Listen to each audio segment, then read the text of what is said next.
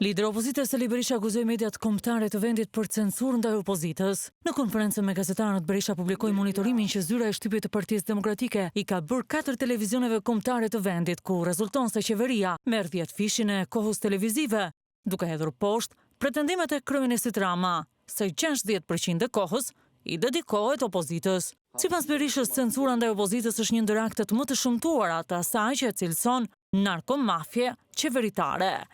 U detyrua zyra e shtypit Partisë Demokratike të marrë të gjitha emisionet javore të lajmeve të 4 mediave kombëtare. Rezultati është tipik i një diktature autoritare. Për Partinë Demokratike, 4 mediat kombëtare kanë dhënë në të gjitha emisionet e lajmeve të tyre 1 orë e 47 minuta e 39 sekonda. Për Partinë e Krimit kanë dhënë 6 orë, 5 minuta dhe 1 sekundë. Një egërsi dhe armiqësi e paparë ndaj qytetarëve shqiptarë dhe opozitës. Mediat e kontrolluara nga qeveria kanë shkatruar kontratën themelore të njeriut me shoqërinë.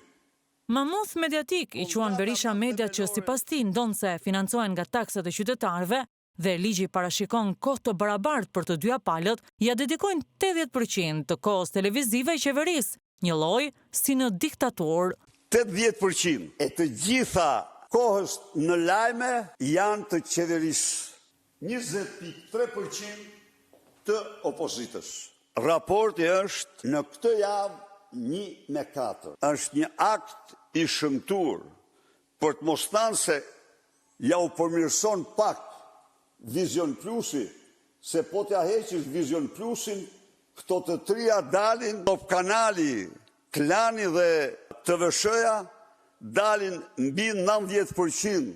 Gjatë komunikimit me gazetarët, Berisha u ndal edhe tek referendumi i 23 majit për kryetarin e Partisë Demokratike, të cilën e konsideroi ditë të historisë. Ndërkohë, Kuvendi Kombëtar i PD-s që do të mbahet të shtunën, Berisha tha se do të jetë një kushtrim për modernizimin dhe forcimin e strukturave. Instituti Republikan Amerikan kanë përgatitur një platformë të shkëlqyer të organizimit dhe digitalizimit të Partisë Demokratike, të transformimit të saj. Për ne këto kohë ka një motiv më kryesor: organizim.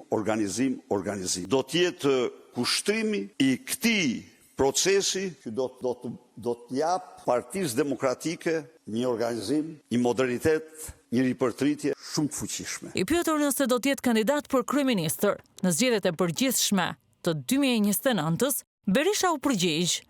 Një miktimin e kam uruar kryeministër kur ai ishte 95 vjeç. Dhe po të lexosh për të ti, ai drejtoi me sukses të plot atë qeveri, po a do jam unë si ai, kjo varet nga i madhi Zot dhe demokrat. Gjerë tani të garantoj që po t'i pjestosh për 2 moshën time, merr të vërtetën e saj.